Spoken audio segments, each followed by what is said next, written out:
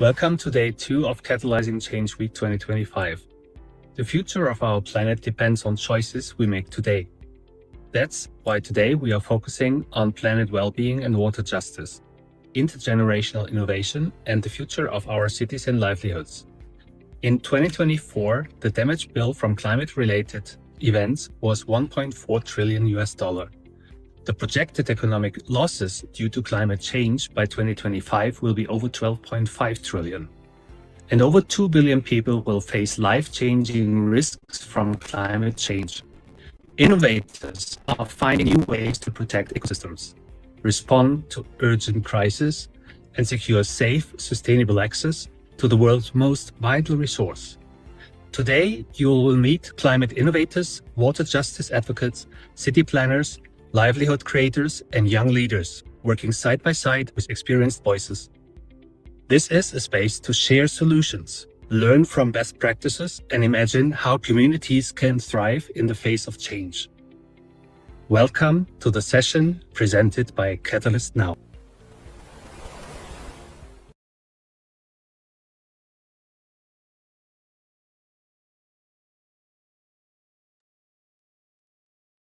Great. Can we go to the next slide, Manuela? Thank you.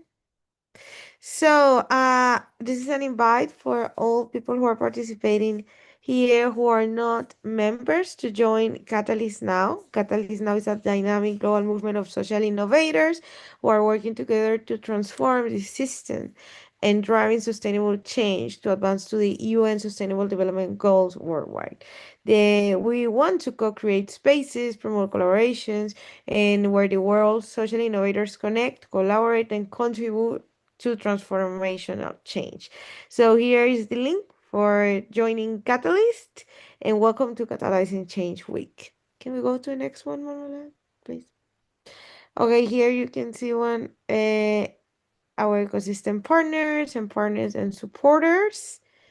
Can we go to the next one, Manuela, please?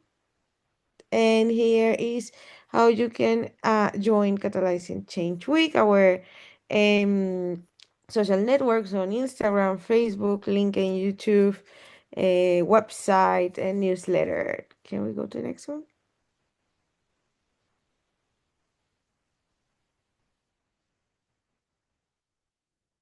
And the other.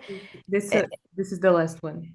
Okay, perfect. Just some invites, please. Turn on your cameras if it's possible and turn off your microphones. So thank you. I would like to invite our speakers, Bernice, Sian, and Patricia, to introduce themselves and to start. Thank you so much for joining us.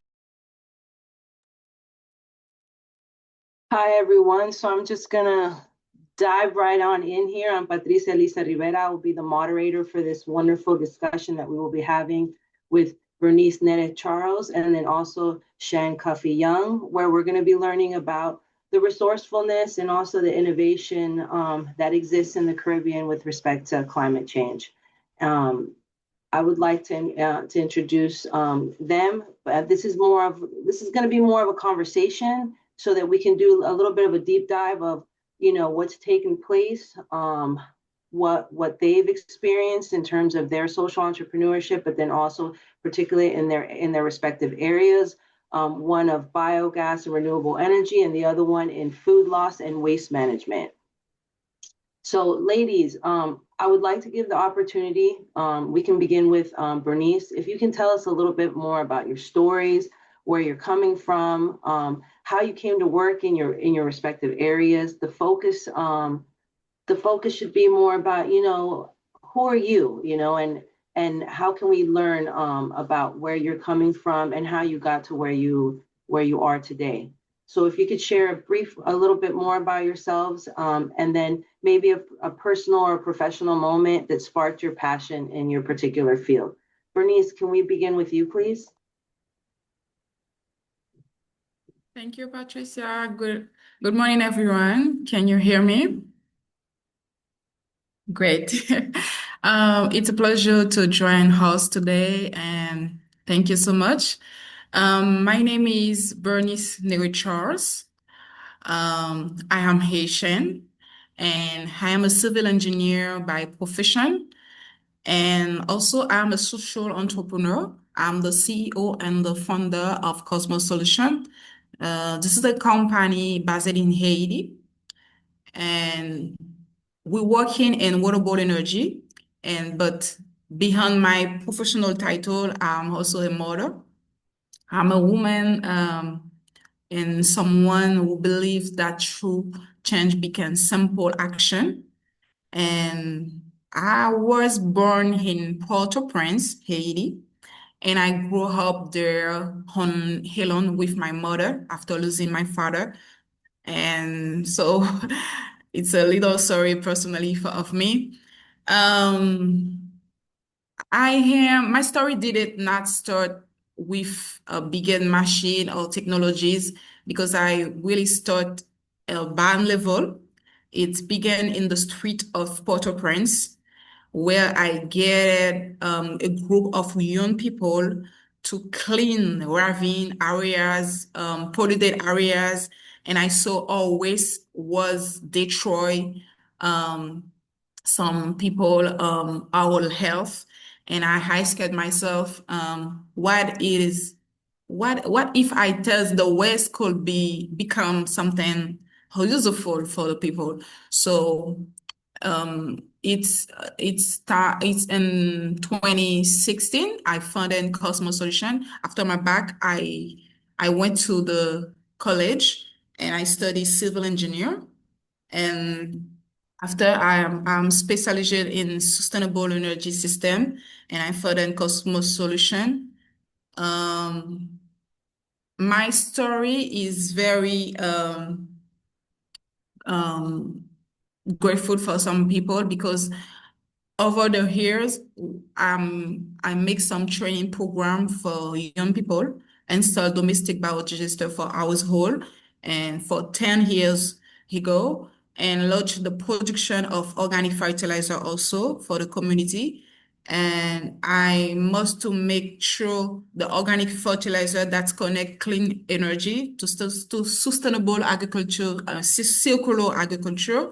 For me, the sustainability is not a theory, it's a circle where waste become energy, energy support food production, and food production strength communities.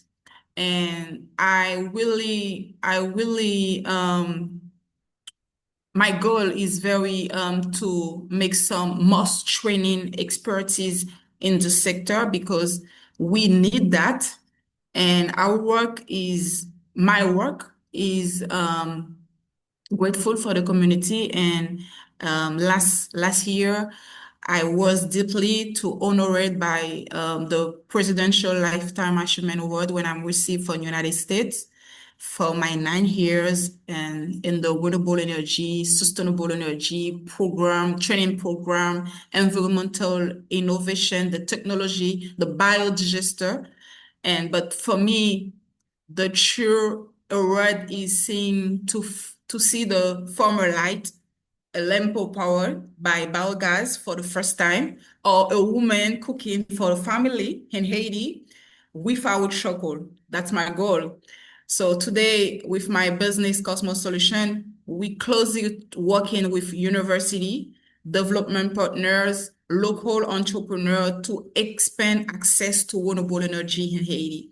So my dream is not only the power become for the homes, but also to prove that innovation can come from one honorable beginning because I start very basic, that leadership can grow for services and that transformation begin when one person decide to act, to make some real action. That's what I do. From really cleaning, raving areas polluted as a woman to build biogas system technologies. My story is one of faith, perseverance, because Haiti is very difficult. And I love Haiti. I choose Haiti. I live in Haiti. And I believe that together we can turn our challenges into opportunities to grow this country, this beautiful country, and our waste into light of Haiti for the Caribbean and for the planet. So that's all for me today. Thank you. Thank you, Bernice. So what I'm hearing from you is, you saw opportunity where not a lot of people would see opportunity, from working to clean up ravines and working with, Yes. with waste, to turning it into something that can change your community and change the livelihood of people. And I think this is also the connection that you also have with the work that Shan Cuffy Young does in Trinidad and Tobago. Shan, can you please take a few minutes now to just tell us about your journey, tell us where you're coming from and how you came to work with food loss and waste management.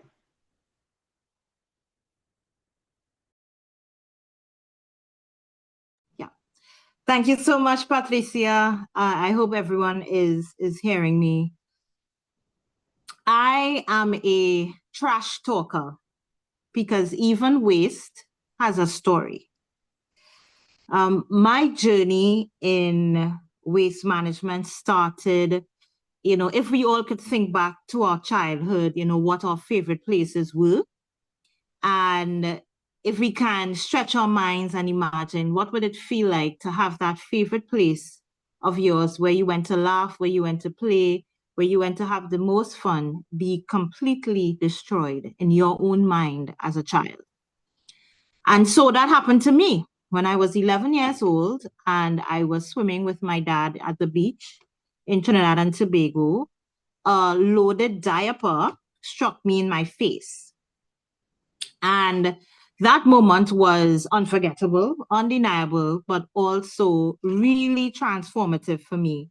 After I got over the initial shock and awe of what I just experienced, it made me become curious, but it also made me, even in my 11-year-old state, to give my lifelong commitment to waste, to educating people about waste and what are some of the other things they can do with it. Because even at that age, I was taught by my dad, you always leave a place cleaner than you've met it. And so for me, that is a part of my DNA.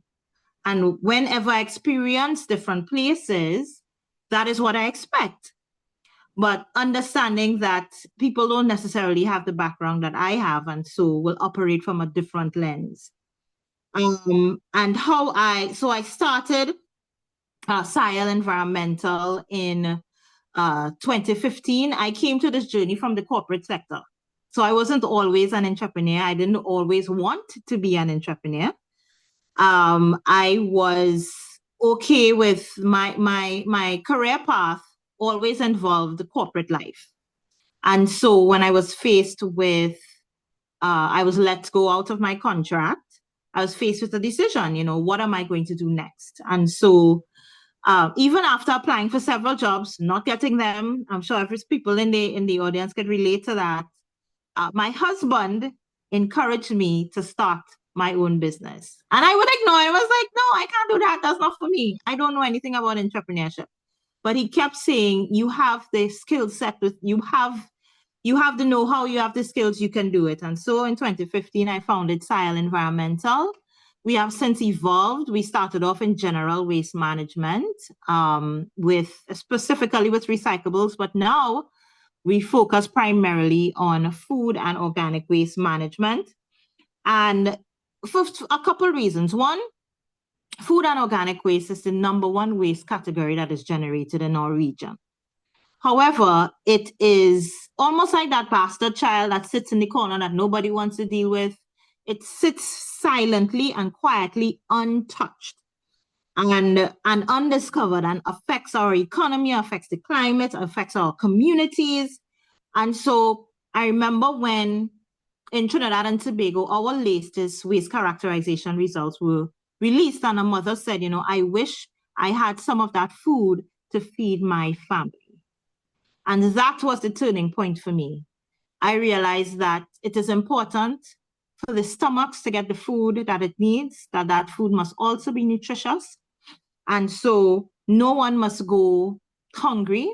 We have this resource that we're not capitalizing on.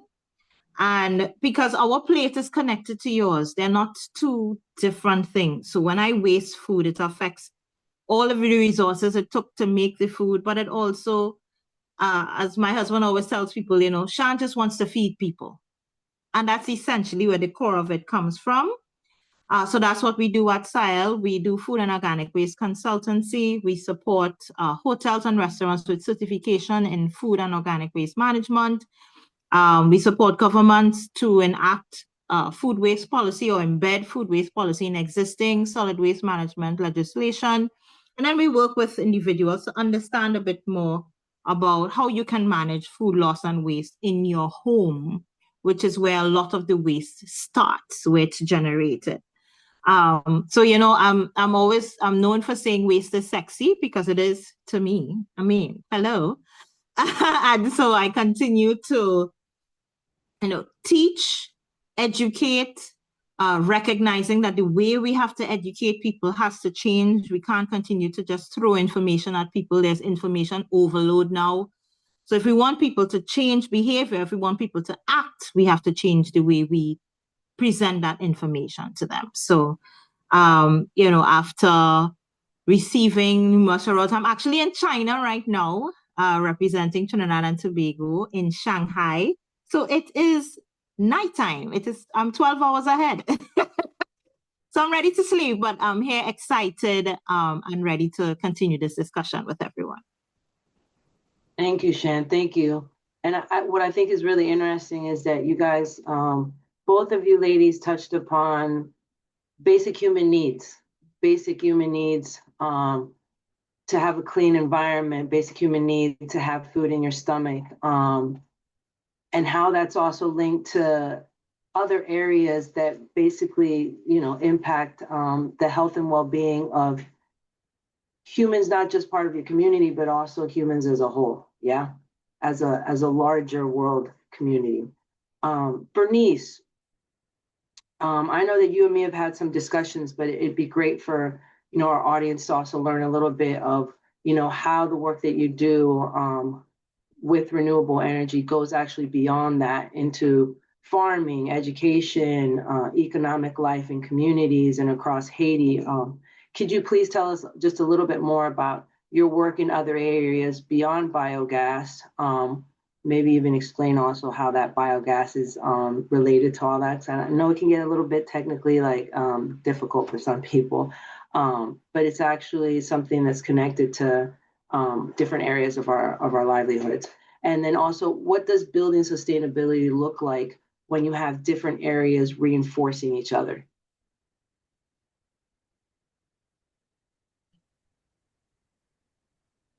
Thank you, Patricia, for this question.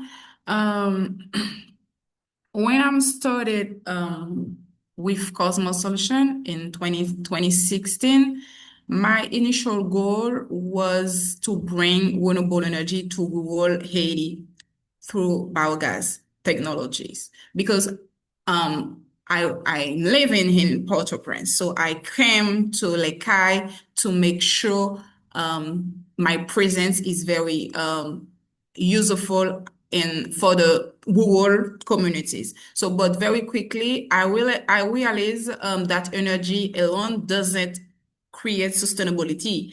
It's much to connect to agriculture, education, and local economy, circular economy. That's very important. That's why Cosmos Solution has evolved into integrate ecosystem in Lekai, where each project, bio project or domestic project we have straight another one. We don't just produce biogas. We also to product organic fertilizer. It's very important for the agriculture.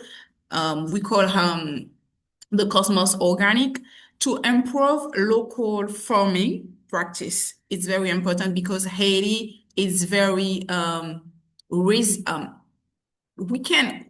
cannot have a country without agriculture. We have water, we have we have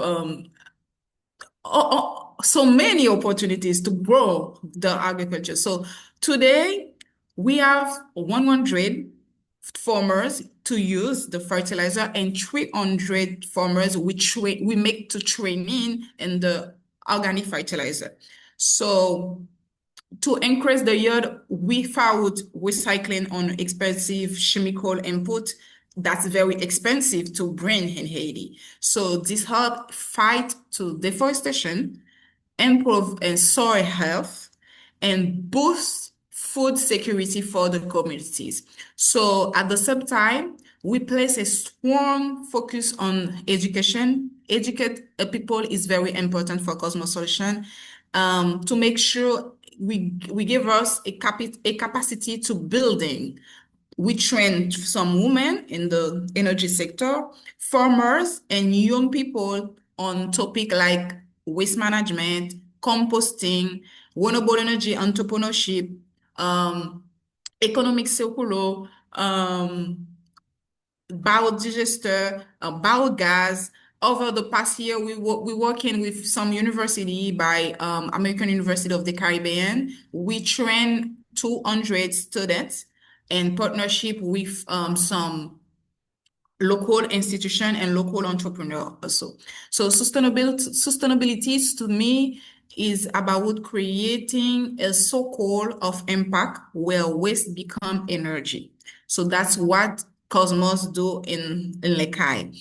So of course we face so much challenges, limited funding, lack of infrastructure, and natural disaster like Hurricane Melissa, which recently in the South is very hard for me. But every time our response is the same. We rebuild, we adapt, and we keep going. Smarter, greener. Because the people we serve dependent on it.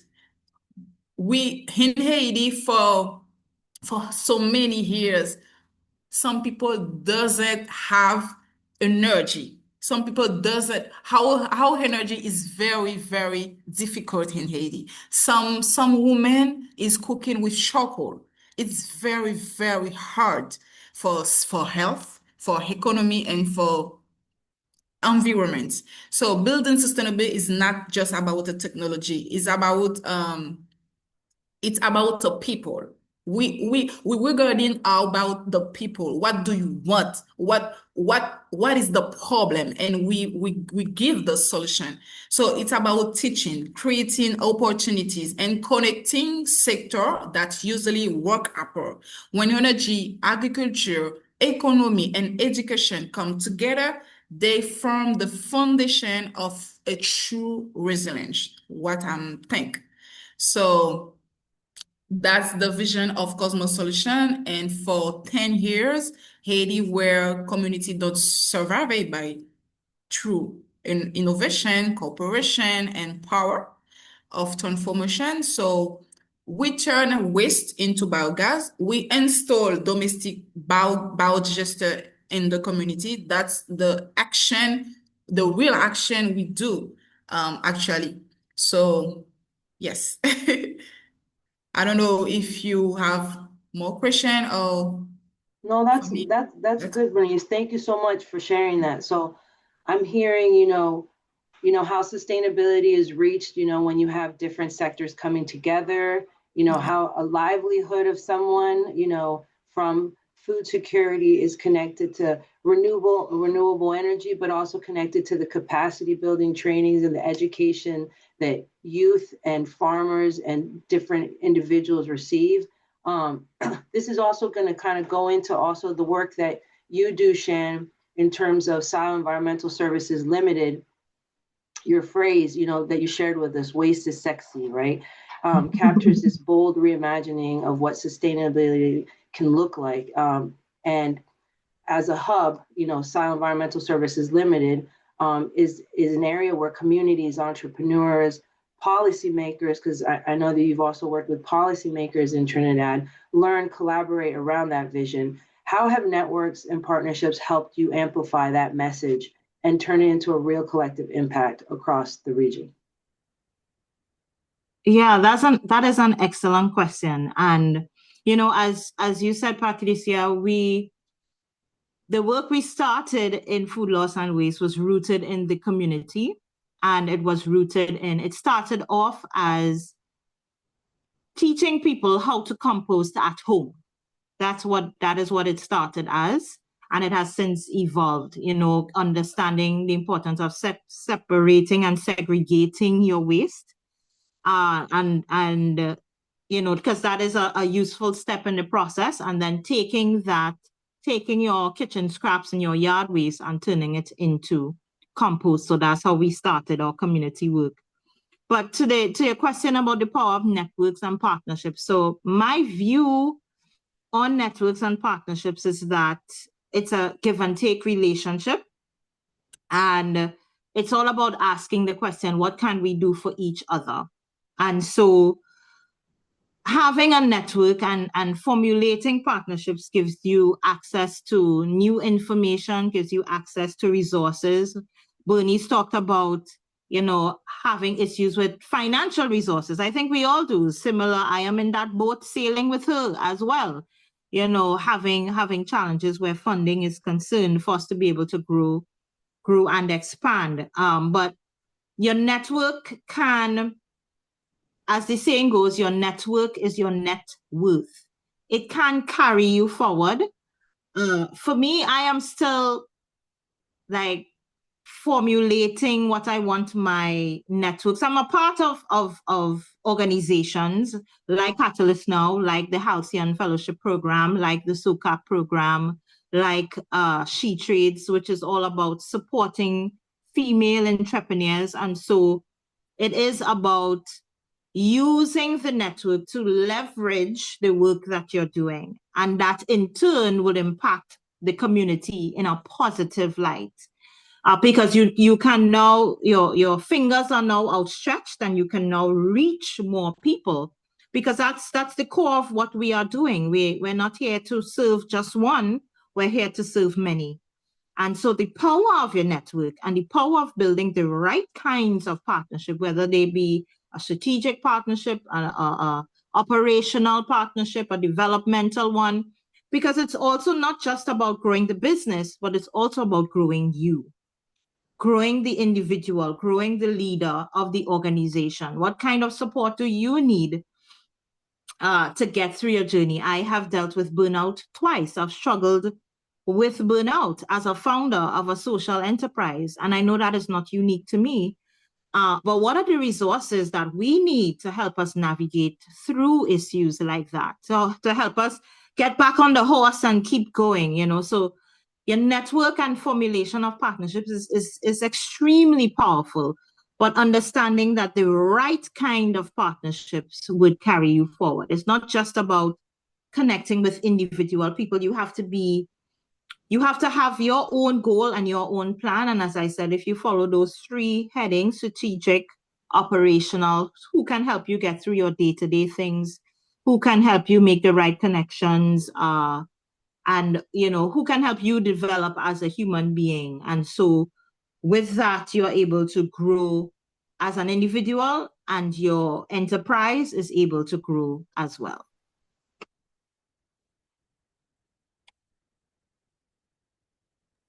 Thank you, Shan.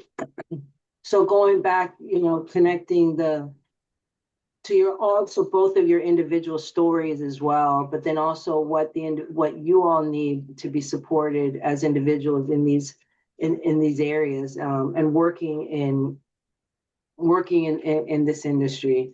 That's also interesting, as we see that there's a lot of more conversations about needing like trainings and needing more perspective in terms of know where your funding is coming from and how that can impact where you want to go in your journey as a social entrepreneur as well. So I think that's super, super interesting. I'm going to open it up a little bit right now so that we can see if we might be able to take one or two questions from the audience. Or if they can, if you have a question, just put your hand up and we can see if you would like to ask a question.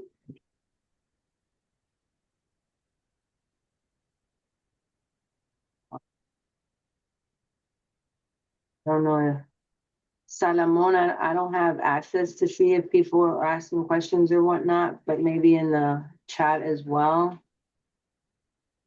We don't see any questions, but if you have, please raise your hand or share on the chat of the Zoom link, please.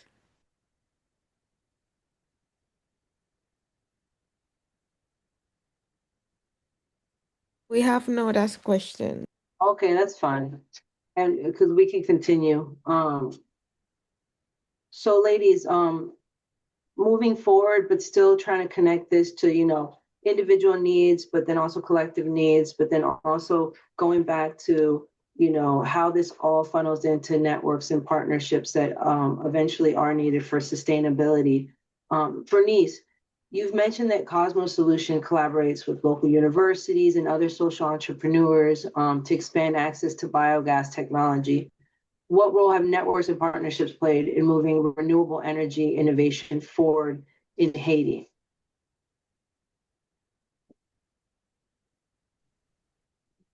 Thank you, Patricia. This is an excellent question. As Shane mentioned a few minutes ago, we must to build a networking partnership or everything. We cannot work in alone. It's not an option, I think. In Haiti, collaboration is how innovation survives. It's very important. So through partnership with university like American University of the Caribbean in Haiti, we train students, share researches, and bring practical solution into biogas, biodigester, and with other social entrepreneurs. We exchange idea, expertise, tools, even mistake become innovation, grow faster. We knowledge about that. So that's what we do. Network I've also opened a door for collaboration, international collaboration, regional collaboration, and other opportunities from mentorship platform like Catalyst. We know some to search in the program to grant helping small initiative in the communities like ours to grow up. So yes, that's what I say about this question. And we connect people with the same purpose in Port-au-Prince, Lekai, Cap-Haïtien, Jacmel, not only engineer or entrepreneur, but also the farmers, the educator, sorry, and young leader in the community. Together, we can creating a networking to build renewable energy that is rooted in the local reality where we live in, and to collaborate a collective, resilient networking. So we are not just to building biogas system. We educate the population. That's very important. You have to know what you use this technology. What is the reason you use this technology? What is the reason you have to make waste organic management in your community, in your house? That's the goal where we are building for more confidence and more resilient for the community. So what we do actually with Cosmos Solutions, with some partnership we have. Thank you. Thank you, Bernice. So going back to what you also mentioned earlier about the importance of circular economies, but then also how the work that you guys do, it's impossible unless you're connected. It's impossible unless you have collective action. It's impossible unless you're doing these activities with different areas and different sectors. Sustainability isn't possible without collaboration. So thank you for that, Bernice. Thank you. Now, Shan, building off of that and maybe going back also and piggybacking off that, the impact that all this has on communities. By addressing food loss and waste, SILE Environmental Services Limited is tackling both an environmental issue and also a social issue. How can innovative community-based approaches to reducing food waste help shape a more sustainable and self-reliant Caribbean food system? Thanks, Patricia. It first starts with understanding that there is a connection between food security, food loss, and food waste. What tends to happen is that we focus on the food security and the food production end without recognizing how much we are losing and how much we are wasting. And if we correct those two areas, we would have more than enough food to feed our communities. We would have, the FAO figures already show us that we waste so much that can feed, I think it's 6 billion people, if my memory serves me correctly. So we can feed our region just by managing the food waste alone and taking responsibility for the food loss as well. So when we are thinking about communities and community life, and we have to recognize where the loss and the waste is happening. And once we understand where that is happening, then we can put solutions in place for them. So with SILE, if there is excess, so if there are restaurants, hotels within an area, and there is excess surplus edible food, then it means that that food can be connected to food pantries, food banks, which is what we do, so that the stomachs can get them. And then where loss is happening, so whether that is in the kitchen, from preparation, from overproduction, from guest plate waste, from the retail end, like from supermarkets and so on, because I remember speaking to a supermarket and they say they practice soil and dump, which means they take good edible food, soil it to render it inedible, and then throw it away. Yeah? So once we identify as well now to where the waste is coming from, then we can take that waste and either do similarly to what Bernice is doing, you take that and convert it into biogas for energy purposes. Or another popular thing, which is, as I said, the low-hanging fruit, is to turn that into compost. Because we have a huge agricultural sector in the Caribbean region, and we are interested in growing more local food, because local inputs into the system also help, because we import a lot of our food as well. The same hotels, restaurants, they import, and that affects our local economy. So the goal too is to get them to use more local food. And so if we can make our own compost, which our farmers can benefit from to grow that food nutritious. I'm also an advocate for ugly fruit and vegetables. So not because it's a little dinged or it's a little misshapen means it's any less nutritious, right? Because most times you won't find those on the supermarket shelves because the farmers are trying to meet the standards of the supermarket. So you have all of these excess produce just getting dumped because it does not meet the visible aesthetics that the hotel or the supermarket needs. But it doesn't mean that it can't be consumed. And it can actually be used to make soups and smoothies and all of these things that we also enjoy. People have said, I remember my children go to primary school and they have Fruity Friday, right? To encourage the children to eat fruits. And so I remember parents saying, well, I can't afford to buy fruit. And I was like, what do you mean? You can't afford to buy fruit. You know, we have, and that just goes to show where her thinking is. She's thinking about the apples and grapes, the things that are not indigenous to who we are as Caribbean people. Food loss and waste is also a cultural thing. And it requires us to shift our mindsets around how we view waste and what we consume and how we consume it.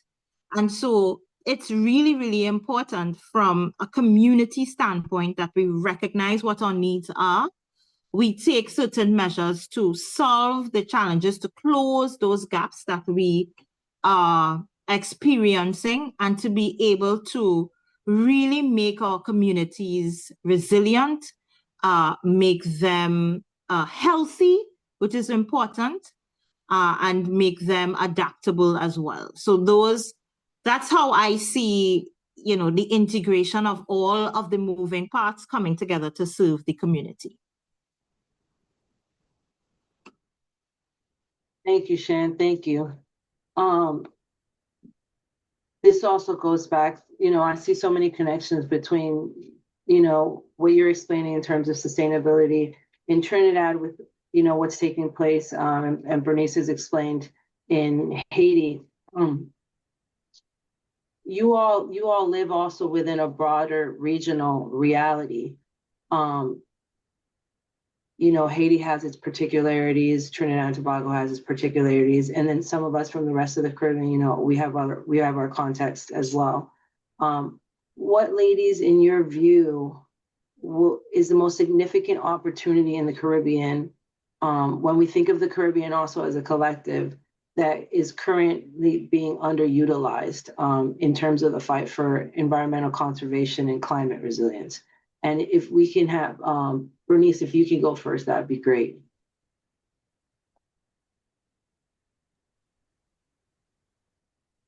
Thank you again, Patricia. It's very a good question. I think from where I stand, I think the biggest opportunities the Caribbean is missing, it's collaborate.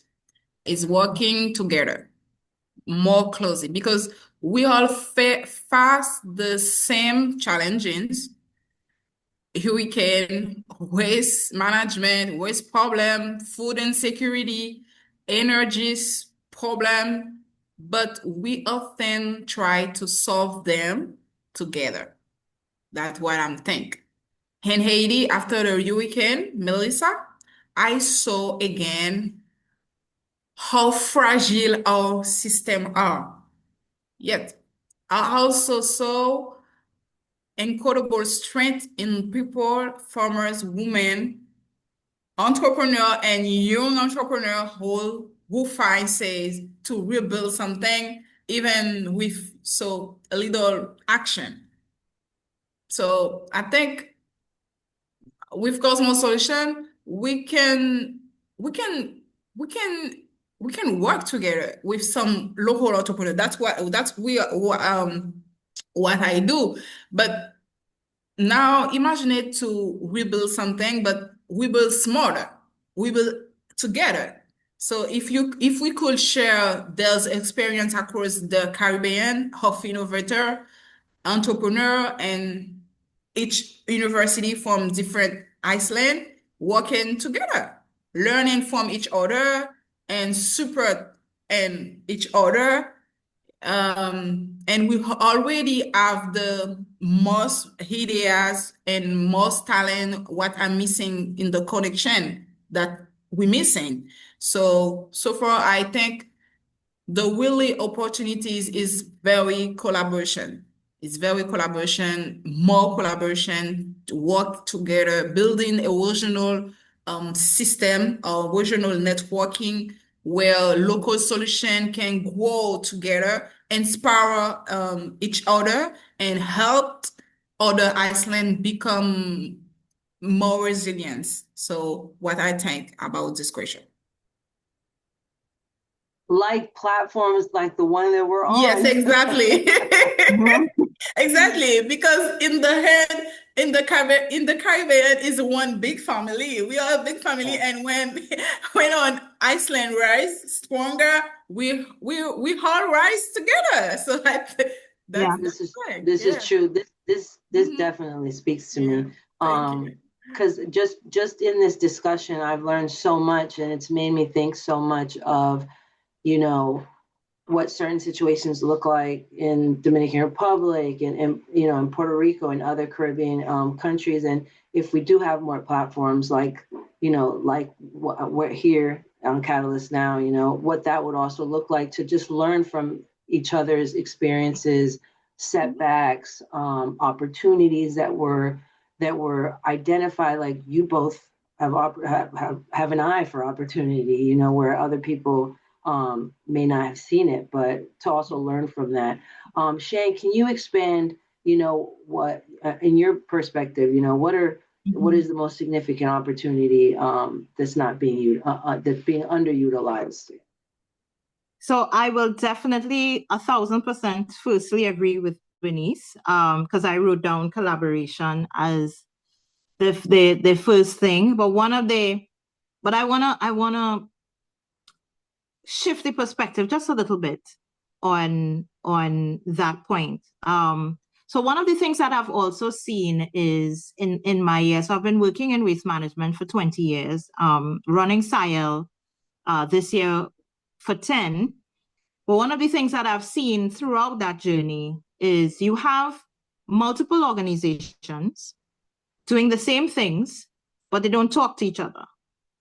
So you would find that you would have 6 different organizations, and I'm just using a random example, right? 6 different organizations talk about food waste, but those organizations are doing the same types of things because they don't talk to each other. So there is a disconnect between knowledge sharing, information sharing, data sharing in the region that I think we don't capitalize on enough. We need to, so when we think collaboration, we also have to look at connection. Yeah, so to have an Ethernet of sorts connecting these organizations, because there's money flowing through, and it is not getting to, which brings me to my other point. So when we think about support, oftentimes we think about it just from the fiscal perspective. But if we do require funding, we require funding in the way that we need to use the money. So let me explain what I mean by that. Oftentimes you get money and it only has to be used for certain things, yeah? Some grants tell you could only use it for this, you could only use it for that. However, if like Bernice and I, we're at a point where we want to grow organizations, then the money has to be able to allow us to do those things. And oftentimes when the money comes in, it is very limiting with the use. And so I feel in the region, that is also an area that we do not pay enough attention to. The money has to be useful for us. So not just the funder coming in and saying, this is what the money has to be used for, but the practitioners, the entrepreneurs, the civil society saying, no, this is where we're at, and this is how we want to move forward. So I think there is a gap that exists there. And if we can close that gap, that will get us further ahead as a region. So to complement collaboration with connectedness, and to also allow the resources to be utilized in the way that we needed to be able to carry us forward. Thank you, Sian. And, I think that, the situation of having different organizations doing the same thing but not talking to each other doesn't just pertain to climate change, or it pertains to so many other areas. And in terms of like the funding aspect, which has been identified also in other areas in terms of the limitness that you face when you have to check the boxes for a funder, but it doesn't take into consideration really what the organization or the cause needs, or what your needs as an organization is. So I think that's also important as well. I think you guys, Bernice and Sian, have actually given us a great subject that Catalyst now can maybe do another panel discussion on, in terms of what may collective fundraising look like, and what are the implications of that, both locally and then also regionally in the Caribbean. And I'm going to open it up now for our wonderful audience to ask questions. This was such a rich discussion. I'd like to see, maybe 1 or 2 questions come on in, because I believe that we're also close to time. We do have someone in the chat saying, what an amazing session, great ideas, amazing speakers. Oh my goodness, you know what I mean? I don't know if there's also another platform where other questions are coming in. Oh, we have a question. Yes, please, Nora Jean Joseph, please. Yeah. Thank you. Thank you so much. What an amazing, amazing session. The panelists were excellent. So insightful. I mean, I feel inspired.